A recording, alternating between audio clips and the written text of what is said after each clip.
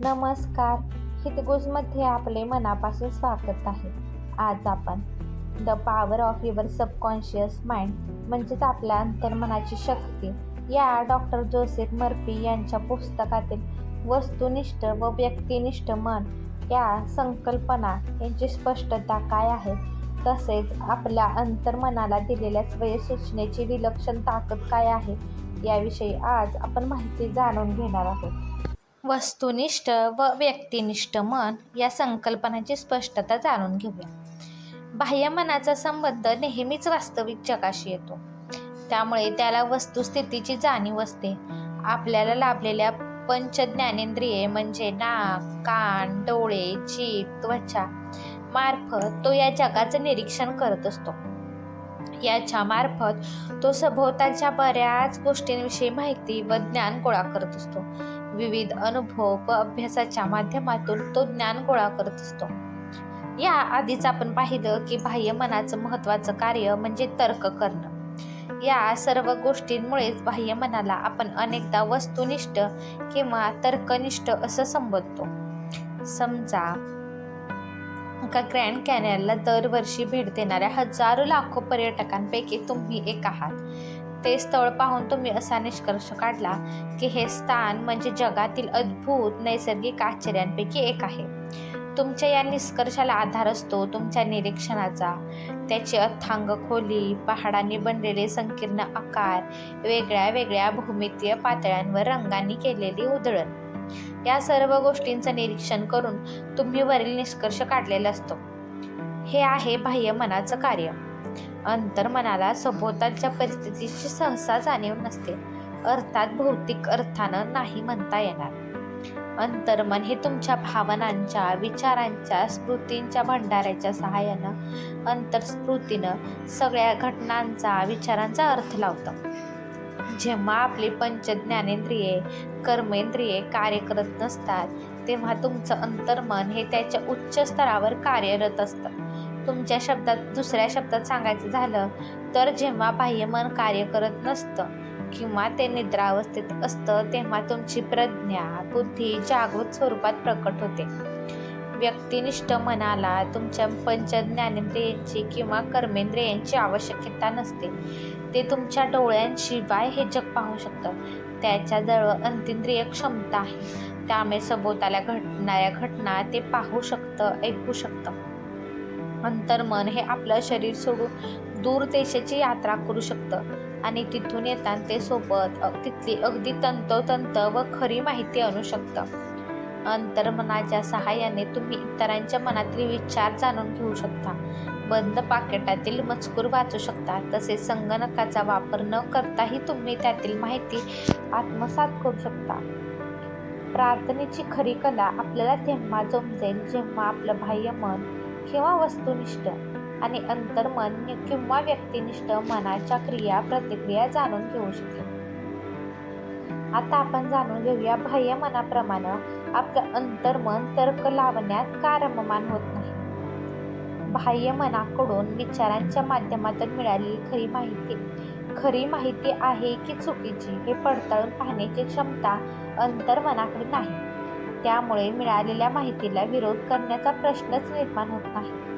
तुम्ही त्याला जी काही माहिती देता ते सत्य समजून तो स्वीकारतो आणि ती वास्तवात आणण्यासाठी खटाटोप करायला लागतं. तुम्ही त्याला दिलेल्या सूचना चुकीच्या असल्या तरी ते त्या परिस्थितीत अनुभव किंवा घटनांच्या रूपात साकार करतं.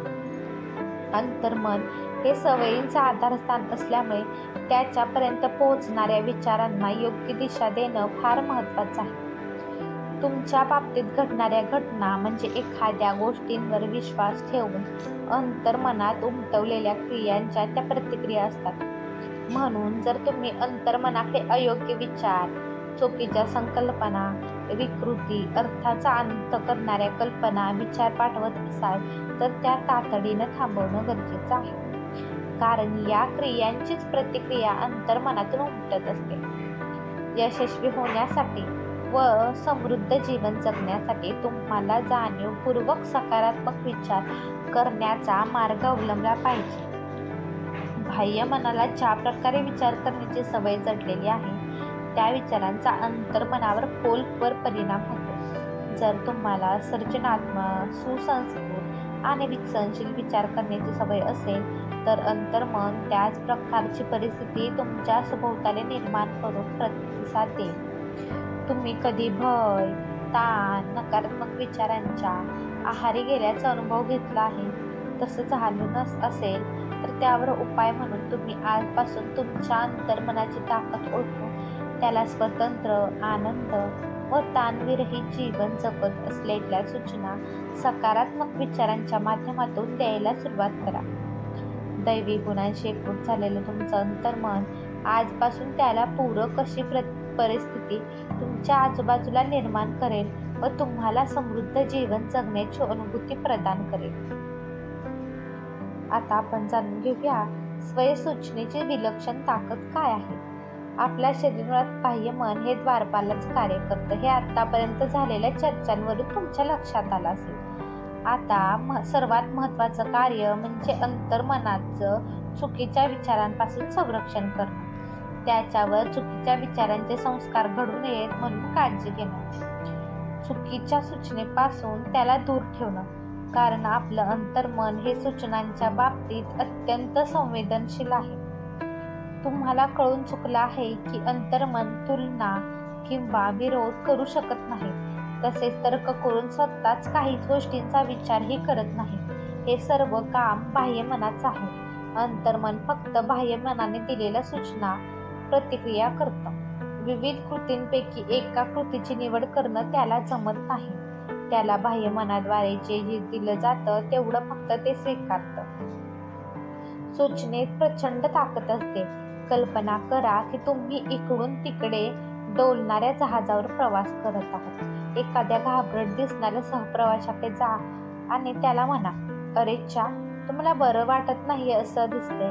तुमचा चेहरा बघा किती पांढरा फकट पडला. समुद्री प्रवासामुळे तुम्हाला उलट्या होतील असं दिसतंय. तुमच्या केबिनपर्यंत जायला मी तुम्हाला मदत करू का? हे ऐकून त्या प्रवाशाच्या चेहऱ्यावरील रंग खरोखरच उडून जातील, कारण त्याला स्वतःला वाटणाऱ्या भीतीशी तुम्ही नुकत्याच दिलेल्या सूचना जुळणाऱ्या असतील. तो स्वतः त्याच्या केबिनकडे जायला तुमची नक्की मदत घेईल. एकदा तो तिथे पोहोचला की तुम्ही त्याला दिलेल्या, त्यानं स्वीकारलेल्या सूचना खऱ्या होतील आणि तो लगेचच उलट्या करू लागेल. आता आपण जाणून घेऊया एकाच सूचनेला वेगळ्या वेगळ्या व्यक्तींकडून मिळालेल्या वेगळ्या वेगळ्या प्रतिक्रिया कशा. वेगळे वेगळे लोक एका सूचनेला वेगळ्या वेगळ्या प्रतिक्रिया देतात, कारण त्यांच्या अंतर्मनाचा विश्वास किंवा प्रतिक्रिया करण्याची सवय वेगळी वेगळी असते. समजा एखाद्या सहप्रवाशाऐवजी तुम्ही जहाजाच्या एखाद्या सदस्याकडे किंवा खलाशाकडे जाऊन त्याला सांगितलं, अरे मित्रा, तुला बरं वाटत नाही असं दिसते. समुद्री यात्रेमुळे तुला उलट्या होतील असं वाटते का? तो खलाशी त्याच्या स्वभावानुसार तुमचं म्हणणं एक फालतू विनोद समजून त्याला सहज उडून लावेल किंवा रागाने तुम्हाला तिथून चालतं व्हायला सांगेल. तुमच्या सूचनेचा त्याच्यावर काडी मात्र प्रभाव पडत नाही, कारण त्याला माहीत आहे समुद्र प्रवास त्याच्यासाठी रोजचाच आहे. त्यामुळे त्याला उलट्या होणं तर दूरच, पण साधी भीती किंवा आजारी पडल्याची भावना देखील त्याच्या मनात शिवून जात नाही. उलट त्याचा आत्मविश्वास दिसून येईल. शब्दकोशात सूचनेचा खूप छान अर्थ दिला आहे. एखाद्याच्या मनात काहीतरी भरवणं ही एक प्रकारची मानसिक प्रक्रियाच आहे, ज्याद्वारे एखाद्याला सुचलेला विचार किंवा एखादी कल्पना आपण त्या व्यक्तीच्या मनात भरवून ती अंमलात आणली जाते, मान्य केली जाते.